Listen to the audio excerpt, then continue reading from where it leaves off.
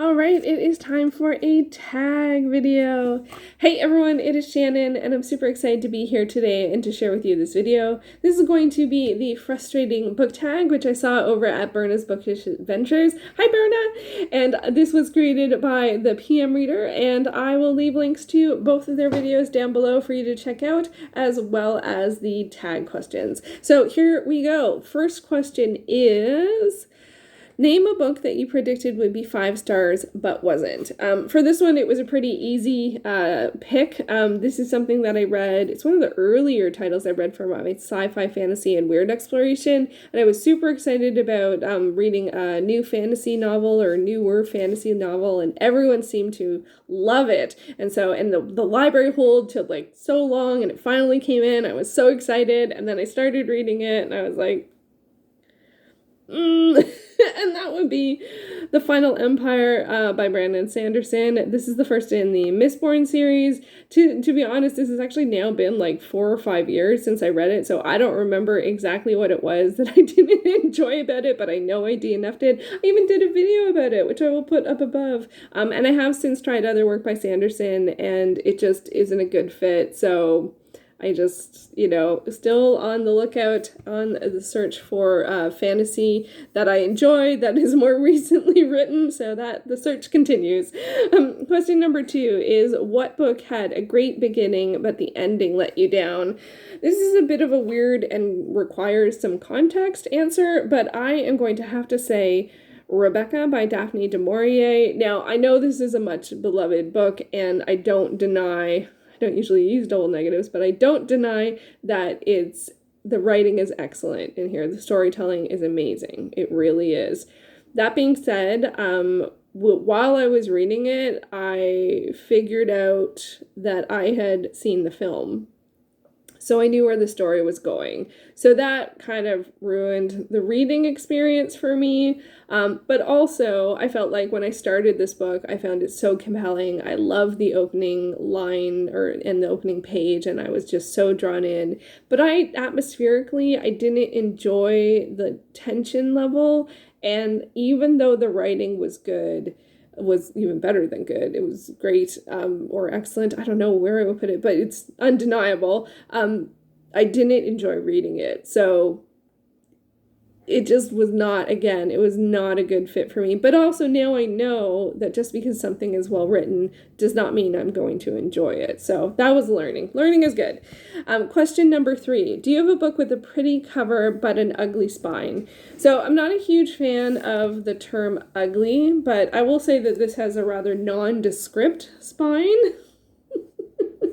And you can probably maybe make out that it says astrology, but I do quite love the cover, and that is this book, which is the coffee table book of astrology. And so we have the sun here, and it's in gold, and it has all of the astrology signs around the outside. And this is a book that I have had for so long. I got it either at a garage sale or at the auction, and it has these 2-page spreads for each of the astrology signs with the symbol on one side and with the different colored background, and then different attributes for each of these signs, and then famous people of the signs and all that kind of stuff. And I love this book so much. I will keep it forever, even though it's in rough condition and I've never actually read it cover to cover. It just means so much to me, and I actually really do think the cover is quite lovely. It's never had a dust jacket as far as I've had it, so that's the cover I think of when I see it. And number 4, do you have a book series that doesn't match? Maybe some are paperback and some are hardcover, some are the cover designs got changed halfway through. Does this bother you? It's weird because I actually, thinking about this, I realized I don't collect books really all that much anymore. There's no series that I'm like waiting for the next one to come out so that I can buy it and have it on my shelf. I'm more likely to read series that are complete, and I read a lot through the library and through Scribd. So the needing the editions to be the same doesn't bother me so much. One of the challenges, I think, with keeping up to date with a new series is that, at least for me, is that the newest release is always going to be a hardcover, and I much prefer reading paperback or trade paperback to hardcover. Hardcover is way too hard on my hands, and so the anticipation for something and then it being hardcover doesn't really work. So I would more likely go library or Scribd or Kindle for keeping up with something, but I'm not actually keeping up with a lot of series. That being said, I do have one series in 2 different editions, and they're very different, and I'll show you the difference. So I have, this is Daughter of the Lion by Jennifer Robertson. It's the 8th book it's the 6th book in the Chronicles of the Shea Suli, and they came out in these versions where it had sort of like an arch on the outside and a different color, and then the protagonist, and then often animals, because the series is about shapeshifters, and really, generally bold colors, some high contrast kind of situation, and these sort of photorealistic sort of illustration type situation. I actually don't know exactly how those were generated, if they were painted. But then they came out in omnibuses, and they changed to this style, which is much more subtle, looks like pencil or pencil crayon, and it's so very different. Like, this character up here is the same character.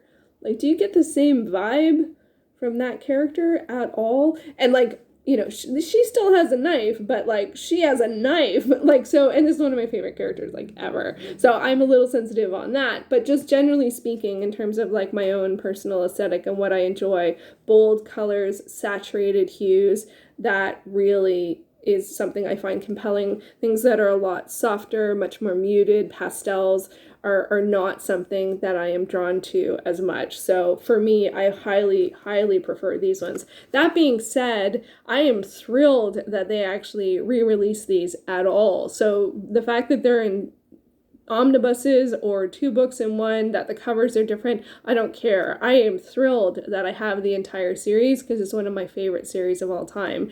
And then these ones I will always keep this copy because it's one of my favorite books, but I only have this one for this version. And it just wasn't, at the time, it wasn't that available. Like, once the series was out and the stores were out, to be able to get it, wasn't that likely. Like, maybe you could special order it. Whereas now we can almost always order something or get something secondhand or get something online secondhand.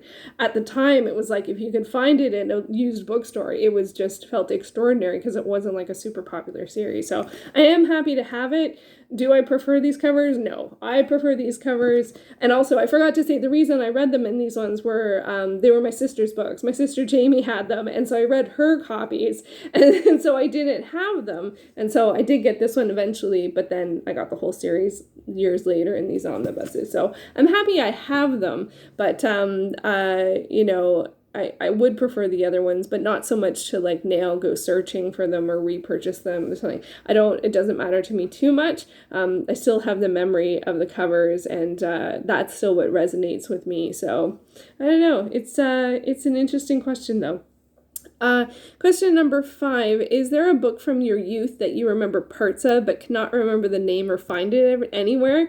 Yeah, there's one that really sticks with me. It was a science fiction time travel story. It was one of the sort of teen paperbacks. It was sort of like those 200-page, like, I don't know, like Dell or DAW like type of paperbacks. And like any publisher can have a paperback, but I think people who know what, I'll get more on that later. But for the book itself, the story was about 2 twins, or a pair of twins, and one of them, the younger one, found a cabin that sort of where time stopped, and he had I think, I can't remember this specifically, but it sort of makes sense in terms of the story. I think he was a little like picked on because he was the younger twin. The older twin sort of always overrode his decisions or whatever, like that kind of thing. So he found this place where time stopped, and so he decided to stay there and like outage his brother, and he trained and he like worked out so that he would be stronger and faster, and he would do this and he did this over time so that when he emerged from the cabin, he would be stronger and faster and bigger than his brother. And that really stuck with me. That story really stuck with me. The discipline to be able to do that and stick with something for so long, and the resolve of wanting something so much that you would go to those lengths to do it. I just found it fascinating. So I have no idea what it was called. I have no idea who it was by. I don't even know what the cover looked like. But if you've heard of that book, if you remember that book, if you remember that story, even if you don't know what it was called, please let me know, because honestly, it was just some random book I picked up at the library and, and then returned, and not a clue what it was. Okay, so question number 6. Are there any books you're certain you've read but can't remember anything about them? Yes, and these sort of fall under the same lines, because for me, I spent a lot of time reading from the library, and there was one small shelf, like this sort of size shelf. It was probably like 4 or 5 high, and they had these paperbacks, and I would go and get a whole bunch of them and read a whole bunch of them and return them. And I don't have any clue what any of them were or what they were about. And I did look on Goodreads to see if I had marked anything as read, but I couldn't remember what it was about, and there wasn't anything there. Usually if I leave something unrated and there's no date read, that's the situation. But even those ones, I remembered enough about them. But these paperbacks, there were just so many of them. So I pulled some examples, but I have no idea. I don't even know if I read them. It's possible I read them, but I don't even know. So it's stuff like this. So A Gift of Magic by Lois Duncan. I would have totally read, just looking at this cover, I totally would have gotten this out of the library. What's it about? Does she have magic? Does she learn about magic? Why are there clouds? Is it ominous? Is she psychic? I don't know. The Seance. Totally would have gotten this. Does this have a tagline? Who will be the next to disappear? I totally would have read this. Yeah, totally. Did I? I don't know. The Friendship Pact by Susan Beth, Pfeiffer. This one I picked in particular because I don't know if I read this book, but that picture, I think I had that picture. That really looks like John Taylor to me. I really think I had that. So that is very familiar of the time period, even if I didn't read these. But I do remember these Apple books. Best Friends Forever. This one I don't remember in particular, but it is sort of the same ilk. I don't remember reading that many books about friendship at that time. It was more creepy stuff or sci-fi fantasy, or perhaps romance. This one, I like this. If this is love, I'll take spaghetti.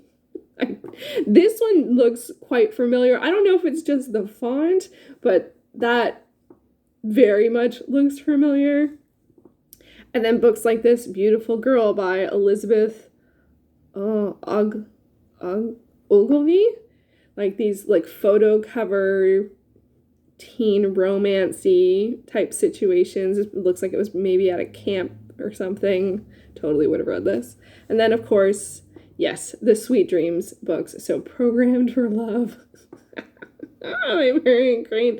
Oh my god, that one's awesome. I don't remember that. I think I would have remembered that one in particular, but I read tons of Sweet Dreams, and I don't remember which ones or, anything like that. But they were all sort of all of those paperbacks were together on that teen shelf, and I just read tons of them, but not a clue what they were. Before tracking, before Goodreads, before a lot of things. But yeah, those are the ones. Also, and I also liked ones about adventure type stories as well. Number 7, have you ever recommended a book you love to someone and then they started telling you everything they don't like about it? Does that bother you? In other words, do your feelings get hurt when someone doesn't love one of your favorite books? So I have a couple of different responses to this. One is I actually don't do recommendations anymore. If someone wants to read a book because I've talked about it, that's great. But I didn't recommend it.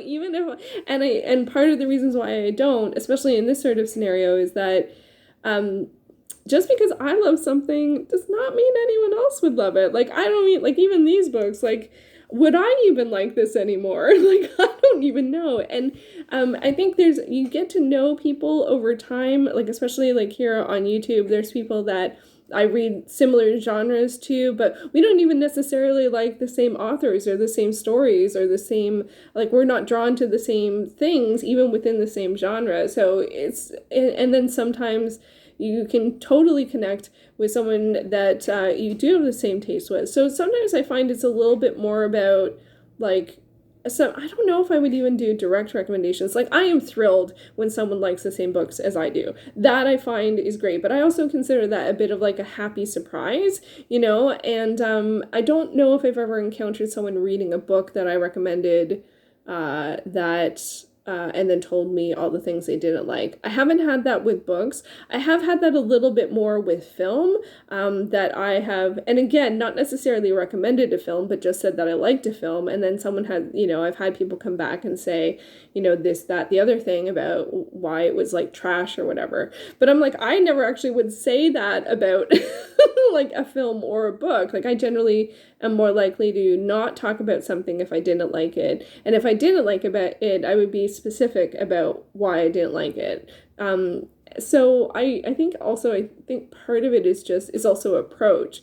And I don't know, like, it's weird. It's like, I like getting recommendations, but I think for me, the most important thing about both getting and giving recommendations is the why. Why did you like this story? What is it about this that you think that I would like? And because those things can be different. Because if someone likes the fact that it's like a very fast-paced thrill ride, okay, I can get on board with that. If someone really likes the fact that it was a really long, drawn-out, but great in the end, that doesn't suit me as much. I'm not usually, I want a little, like, at least something to keep me going at all moments. So there's pacing, and then there's also, especially when you get into sort of like romance or urban fantasy, you get really easy, they have a lot of tropes. So, whether it's the one trope, there's the one trope in fantasy as well, or even just like urban fantasy, if it has a long arc plot,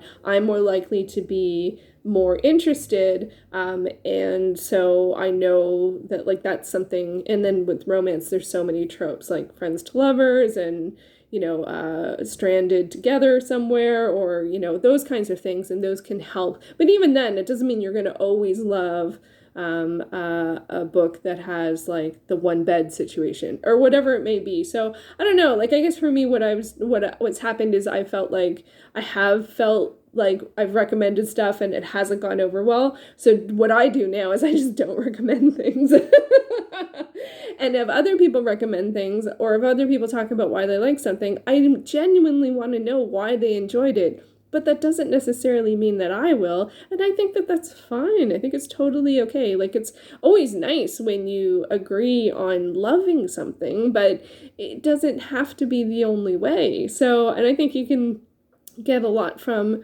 and learn a lot about each other just by talking about why it is you like something or what it was you liked about something. So yeah, I kind of like avoid the whole recommendation thing. I love hearing recommendations, but I also always love it when they include the why. Why would this be a good fit? And then that helps you determine whether or not, if that's something you're looking for, if that's something that you enjoy, then it could be a good fit. If it's something that you don't tend to enjoy, maybe on to the next thing. On to the next question. Number 8, what is your worst experience loaning a book to someone? Yeah, so this one is not great. I loaned someone a book that was a recent gift that I had already read and enjoyed, and like more than enjoyed, absolutely loved. And I lent it to someone, and it was in perfect condition, just like you would get from the shelf. And I got it back completely with its spine broken, and I was mortified.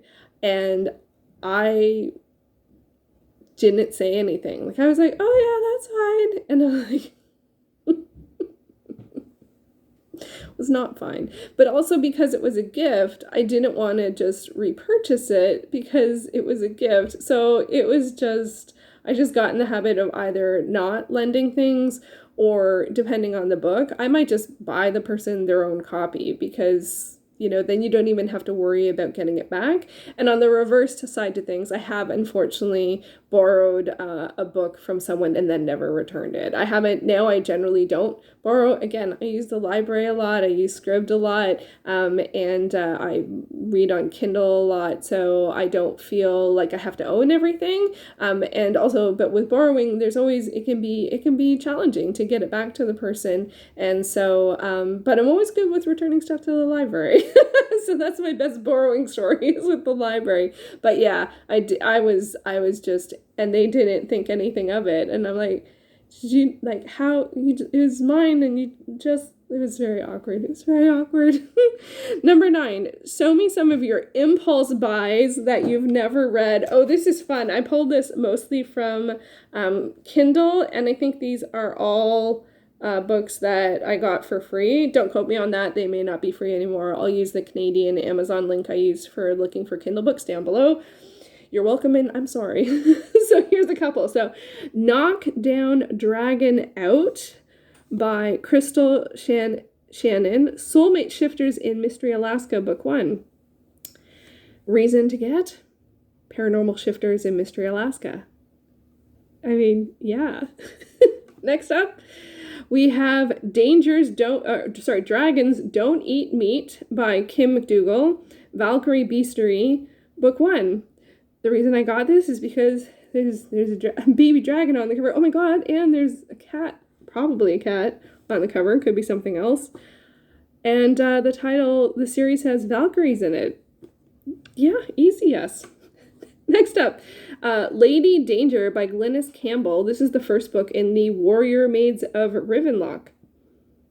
Warrior Maids. She's got a sword. And last up, we have... It's not... There we go. Skeptic in Salem, an episode of Murder by Fiona Grace. This is a dubious witch cozy mystery, book number 1. And so this one is a cozy mystery set in Salem. And I thought that looked like a lot of fun. So those are some of my, impulse buys that I have never read. I also don't feel badly about not reading them because I think all of them I got for free. So I don't hold any tension on that whatsoever.